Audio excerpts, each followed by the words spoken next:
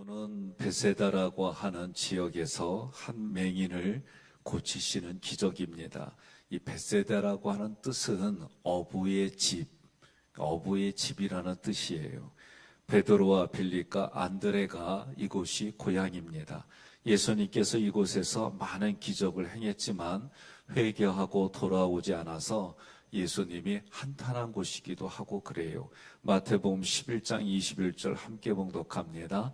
화 있을진저 고라시나 화 있을진저 벳세다야, 너희에게 행한 모든 권능을 두로와 시돈에서 행하였더라면 그들이 벌써 베옷을 입고 제에 앉아 회개하였으리라. 아멘.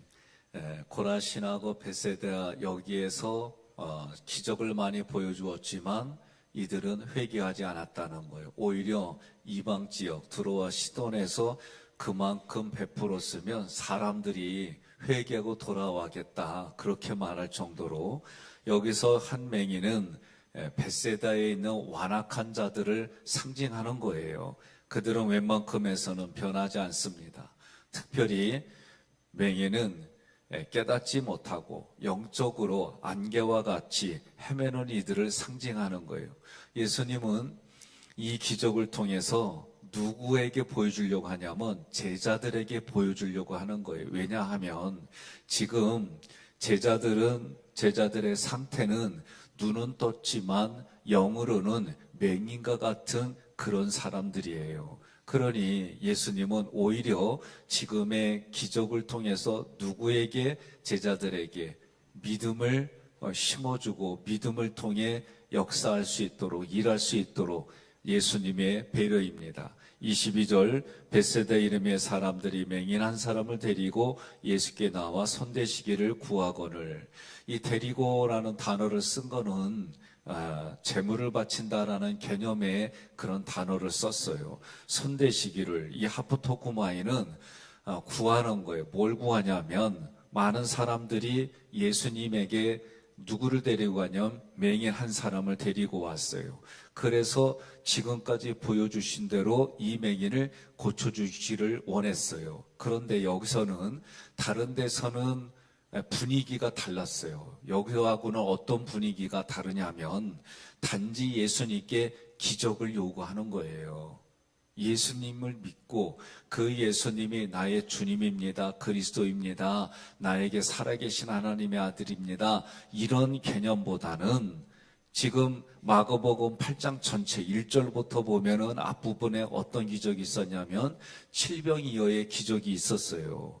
그리고 바리새인들이 그것을 보고 그것을 기회로 예수님께 시험을 보여달라고, 쉽게 말하면 시험하려고 어떤 능력을 보여달라고 표적을 보여달라고 그렇게 예수님께 구해요. 그러나 예수님은 그들에게 표적을 보여주지 않습니다. 그리고 깊은 탄식을 하신 후에 배에 올라타서 그리고 바리새인들의 누룩을 조심하라고 경고했어요. 그리고 나서 바로 이어지는 기적이 본문의 기적인데 21절에는 함께 봉독합니다. 아직도 깨닫지 못하느냐 하시니라. 그러니까 이 말씀은 누구에게 했냐면 제자들에게 한 거예요. 옆에 분에게 얘기해봐요. 그래도 반 타자가 넘었는데 이제 기적하면 알겠지? 하고 물어봐요. 뭐라고요? 강치미 원사님 뭐라고요? 다 보여요. 앞에 보면. 지금 제자들에게 예수님은 깨닫지 못하니까 참 그 마음이 어떻게 답답해. 그래서 저도 하나님 우리 위해서 진짜 이걸 보여주려면요 맹인 데리고 오면 제가 안수하면 눈이 열리고요 이 혀가 열리고 꼬부라진 이 손들이 탁 이러면요 안 될까요? 근데 지금까지 대답이 없으세요. 이 기적들을 보면서 우리가 저는 기적을 볼 때 1단계는 항상 그대로 일어났다고 저는 믿어요. 두 번째는 이 기적을 통해 예수님의 의도가 있다. 그 의도를 우리가 찾아내서 내 마음에 예수님께 권위를 두고 그 권위를 둔 예수님께 내가 믿고 선언하면 그 능력이, dynamis라고 하는 능력이 지금도 실제로 일어난다라고 저는 믿어요. 동의하고 믿습니까? 예, 23절에 맹인의 손을 붙잡으시고 마을 밖으로 데리고 나가사 눈에 침을 뱉으시며 그에게 안수하시고 무엇이 보이느냐 물으시니. 자, 여기서 붙잡으시고 맹인의 손을 붙잡았어요. 에필람바노라는 이 단어는요, 손을 대는 거에서 더 뛰어넘어서 붙잡아 주셨어요. 맹인을. 그 얘기는 이 문법으로 그리고 이 단어가 가진 의미를 보면은 맹인을 예수님이 자기 소유로 삼으셨다 그러는 거예요. 소유로 삼으셔서 어떻게 굳게 지킨 거예요. 이 맹인으로 하여금 예수님은 어떤 의미를 가지고 있냐면 사람을 낚는 어부로 이 사람을 만들어가 주시는 거예요. 그러니 벳세다란 뜻이 뭐예요? 예? 좀 아까 벳세다가 뭐라고 그랬어요? 제가 어부의 집이잖아요. 그러니까 이 벳세다 지역 어부의 집에서 예수님이 이 사람에게 뭘 주시는 거냐면 사람을 낚는 어부로 지금 만들어서, 그런데 이 모든 걸 누구에게 보여주시는 거예요? 제자들에게 보여주시는 거예요. 지금을 살아가는 우리들에게도 마찬가지예요. 주님이 저희와 함께 해주세요. 성령님이 함께 해주셔요. 그래서 나와 함께 해주시는 그 하나님이 우리의 삶의 가정을 통해서 성장과 성숙을 이끌어가는 거예요. 마가복음 1장 17절 함께 봉독합니다. 예수께서 이르시되 나를 따라오라 내가 너희로 사람을 낚는 어부가 되게 하리라 하시니. 아멘. 그러니까 예수님이 사람을 택해서, 제자들을 택해서 그들을 사람을 낚는 어부로 만들어가는 이 모든 과정이 있어요. 예수님께서 지금 자신의 제자들을 볼 때에 어떤 상태냐면 아직도 깨닫지 못했느냐, 눈은 떠 있지만 맹인과 같이 영으로 전혀 떠 있지 못하다라고 보고 계신 거예요.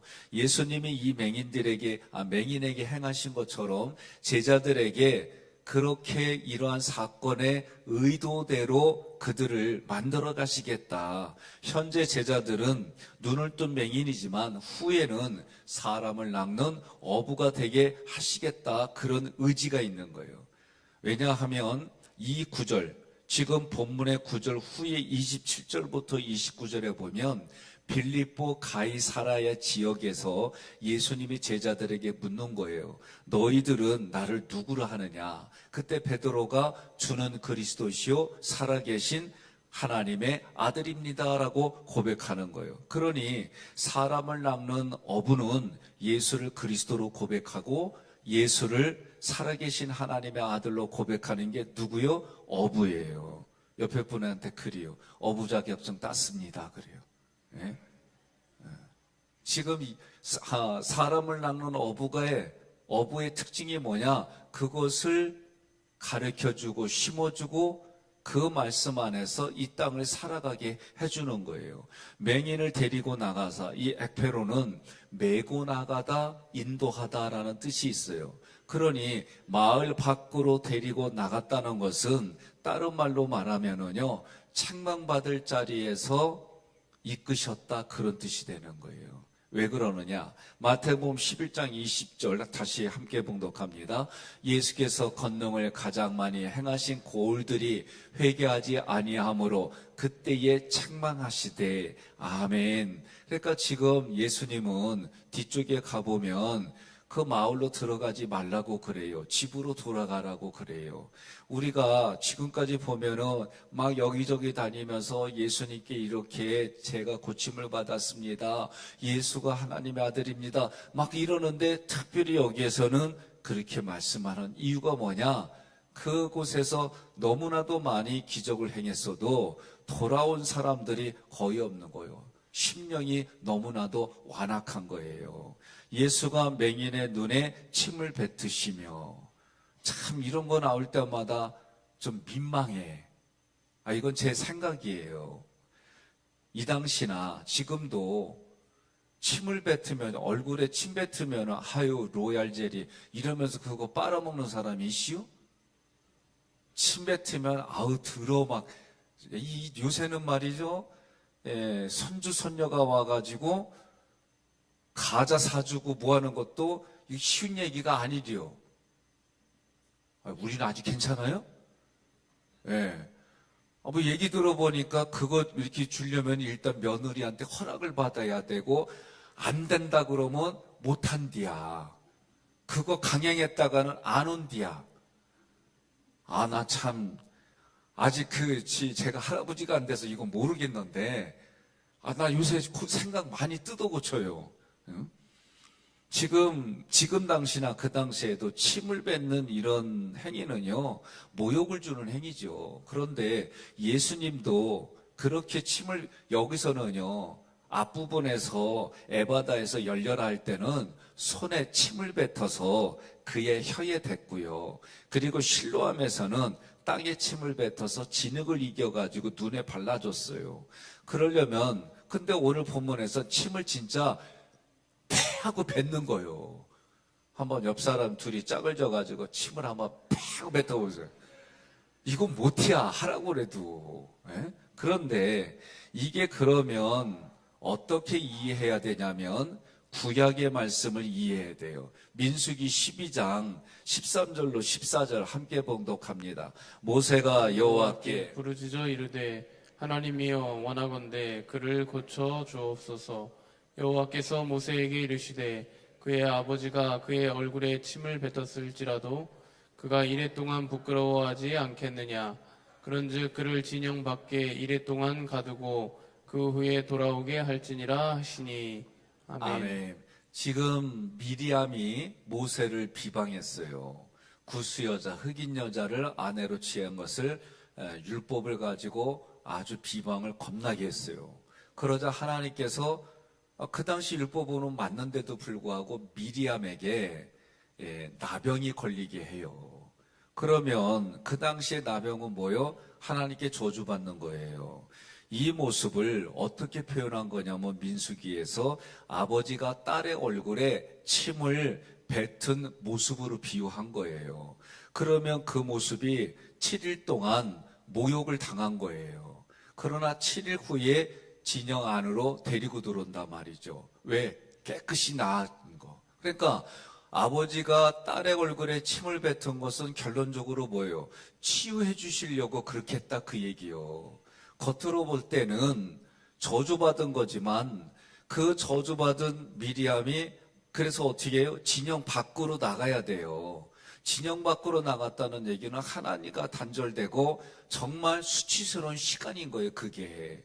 그런데 7일 후에 어떻게 해요? 깨끗이 나와서 다시 들여보낸 거예요. 그러니 결국은 아버지가 딸의 얼굴에 침을 뱉게 한 것, 나병을 얻은 것은 고쳐주시려고 한 거다. 그렇게 되는 거죠. 그러니 오늘 본문의 말씀에서도 이 모습은 예수님께서 맹인의 눈에 침을 태하고 뱉은 것은 고쳐주시려고 그렇게 했다라고 이 말씀이 해석이 되는 거예요. 예수님이 그 맹인에게 묻습니다.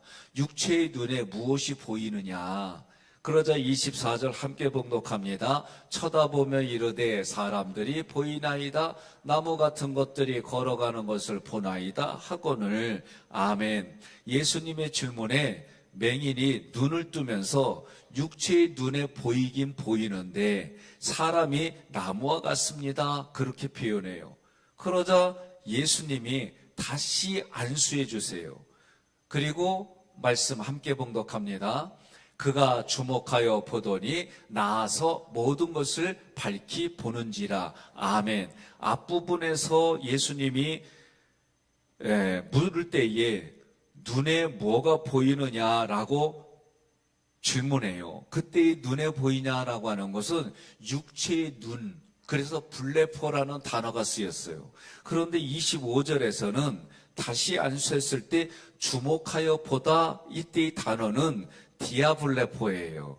그러니까 블레포는 육체의 눈으로 본다면 디아블레포는 사람을 깨뚫어 보는 거예요. 내면까지 보는 거예요. 그래서 다시 안수하니까 사람의 나무 같은 사람의 내면같이 내면도 보이는 거예요. 나아서 모든 것을 밝히 보니인지라. 이 나아서는요, 회복하다라는 뜻이 있어요. 회복하다. 그러니까 완전히 회복해져서 모든 것을 밝히는 멀리서도 뚜렷하게 이런 뜻이에요. 멀리서도 뚜렷하게 어떻게 보는지라. 이때는 또 엠블레포요. 이 얘기 뭐냐면 지금 보이는 게 육체의 눈에서 이제는 심령을 꿰뚫어 보는 그런 상태까지 회복이 된 거예요. 어떻게? 예수님이 안수하시며 예수님이 그에게 은혜를 베풀어 주신 거예요. 그러니 여러분과 저도 하나님 영의 분별력이 있게 해주세요. 그 얘기는 그의 사람의 내면까지 꿰뚫어 볼 수 있는 심령이 딱 보기만 해도 그런 게 막 생긴단 말이죠. 아, 우리는 그러면 얼마나 행복해요. 예? 멋지게 양복 입고 차려입고 왔는데 딱 보니까 사기꾼이요. 그거 얼마나 감사해. 아유, 그럼 얼마나 좋아요. 그러니까 여기는 하나님이 예수님을 통해 지금 그렇게 예수님은 뭐예요? 성령의 능력을 입어서 이 일들을 앞에 부분에 그렇게 하는 거예요. 마태복음에 4장에서는 성령에 충만해져서 그 마귀의 시험을 이기신 후에 성령의 능력으로 그 다음부터 계속 성령의 능력으로 이런 일들을 행하시는 거예요. 26절 함께 봉독합니다. 예수께서 그 사람을 집으로 보내시며 이르시되 마을에는 들어가지 말라 하시니라. 아멘. 여기서 집이라고 하는 오이코스는요, 가족이 있고 그 집이 가문이 있는 그런 곳을 오이코스란 단어로 써요. 그러니 보내시며, 이 아포스텔로는 예수님이 이 사람에게 사명을 줘서 사도들을 보내는 것처럼 그렇게 보냈다는 거예요. 그러니 이 사람을 지금 자기의 집에 사명자로 보내는 거예요. 사명자로 보내니까 뭐예요? 너와 내 집이 구원을 받으리라. 이 말씀 사도행전 16장 31절에 이르되 주 예수를 믿으라. 그리하면 너와 내 집이 구원을 받으리라. 이 말씀으로 이 사람을 사명을 가지고 자기 집으로 보내는 거예요. 그런데 뭐라고 그래요? 마을에는 들어가지 말라. 왜 그랬어요? 앞부분에서 우리가 성경을 찾아보니까 주님의 권능은 경험했어요. 그러나 여전히 예수님을 뭘로 보는 거예요? 떡으로 보는 거예요. 예? 정말 그 하늘의 생명의 떡으로 보는 게 아니라 육체의 떡으로만 보는 거예요. 그러니 그 조건이 사라지면 어떻게 돼요? 예? 조건이 사라지면 예수님만 믿지 않는 거예요. 그러니 지금 여전히 떡을 먹고 배부름으로 이곳을 위해서 주님을 따르는 이들에게는 들어가지 말라. 그 얘기 하잖아요. 성경에서도 뭐라고 그래요? 둘씩 제자들을 짝을 지어서 사방팔방으로 보낼 때에 받아들이지 않으면 거기서 신발 털고 그냥 나가라고 그러잖아요. 오늘 이렇게 시사하는 바가 커요. 그래서 제가 이걸 깨달은 게 뭐냐면 제 자녀들을 위해서 이렇게 막 열정을 가지고 하다 보니까 매도 들고 막 이러다 보니까 아니 좋은 의도로 시작했다 감정 깨지고 생각도 깨지고 아빠가 들어온다 그러면은 공포의 대상이 들어오게 되고 이런 걸 겪으니까 제가 이건 아닌 게며 그래서 10수년 동안 했던 게 뭐예요? 싹싹 빌었어요. 내가 잘못했다. 그런 게 생각날 때마다 야, 아빠 의도는 이랬는데 내가 부족해가지고 이렇게 행동이 되어져서 결국은 너하고 나 사이는 참 보이지 않는 강이 흐르잖아. 이제는 그 강에서 내가 퍼담으려고 그래. 이런 건데 아빠가 미안하다. 이 생각 참 나도 마음이 불편하고 힘들어. 그러면 아들도 듣고 그런 의도셨군요. 그래요. 나도 잊어버리고 할게요. 근데 하는 얘기가 뭐냐면 용서는 했는데 기억은 난대. 내가 이 얘기 듣고 그래서 그럼 어떻게 해야 돼요? 그랬더니 이 전문가들하고 이 공부를 할 때 뭐라 그러냐면 더 큰 것으로 보상해 주랴. 그러니까 제가 이거 때 그럼 더 큰 게 보상해 주는 게 뭘까? 이 고민을 정말 또 많이 하게 됐어요.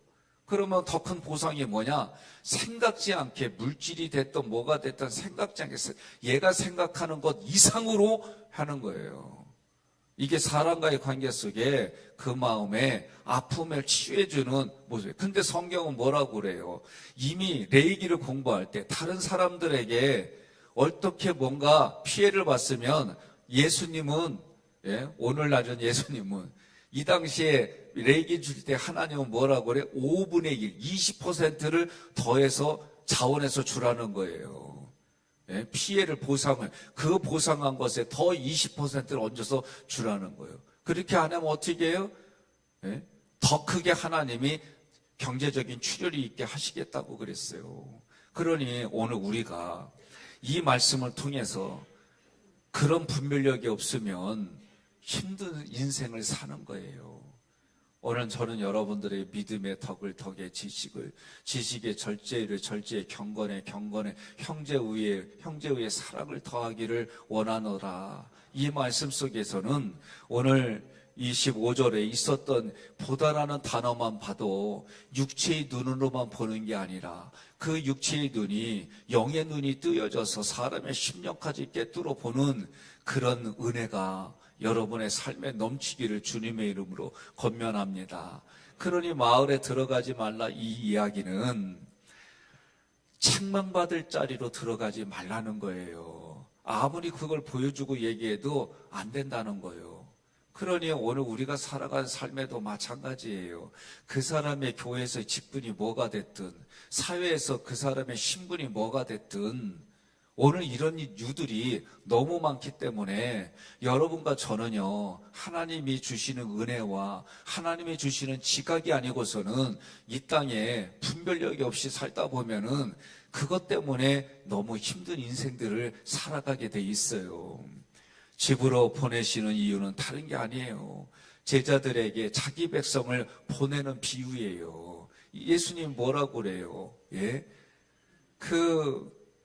참 사마리아 여인이 와가지고 귀신 들린 자기 딸을 고쳐달라고 그럴 때에 예수님은 참 냉정했어요, 그때. 그러면서 뭐냐면 자기는 잃어버린 이스라엘 백성에게지 이방 여인에게 아니라는 거예요. 그러면서 개라는 단어를 쓰는데 이 여인은 개를 뭐라고 써요? 주인이 기르는 유기견이 아니라 주인이 기르는 반려견이래. 오늘날로 이렇게 말하면 쏙 들어올 것 같아요. 요새 반려견이 상전이요. 이 개들은요, 집안에 누가 서열이 높은지 이거를 잘 파악해요. 그래서 오죽했으면 10년 전에 이사할 때 반려견 목줄 잡고 탄대잖아. 누가 남자들이. 여러분, 오늘 말씀을 통해 여러분과 제가 깨닫기는 예수님의 부활과 승천과 재림이 오늘 성경의 모든 것인데 이러한 부분들을 우리의 신앙이 십자가에 머무르는 신앙이 아니라 부활의 신앙에 머무르는 게 아니라 승천에 머무르는 게 아니라 재림주까지 우리의 신앙이 깊어지고 모든 것을 통찰해 볼 수 있는 은혜를 가지고 함께 보고 함께 누리고 함께 나누는 현장에 살아갈 수 있도록 에베소서의 표현대로 보면은 그런 인생이 되도록 서로가 지어져 간다 그랬어요. 오늘 말씀 속에 여러분과 제가 아버지의 뜻대로 살아가는 현장으로 인도해 주세요. 우리의 마음의 눈을 밝혀 보여주셔서 사람을 꿰뚫어 볼 수 있는 심령의 은혜가 넘치게 해주세요. 주님의 음성을 듣고 행하고 그 말씀에 순종해서 남은 인생을 살아가 하나님께 칭찬받는 그런 교인, 그런 성도, 그런 직분자가 되게 해달라고 오늘도 그 요구가 이미 주어졌다라고 말씀하신 하나님 앞에 그 수준에 맞게 살게 해달라고 그래서 때를 따라 도와주신 은혜가 내 눈에 보이고 경험되어지는 인생으로 여러분 살아가시기를 주님의 이름으로 권면하며 축복합니다.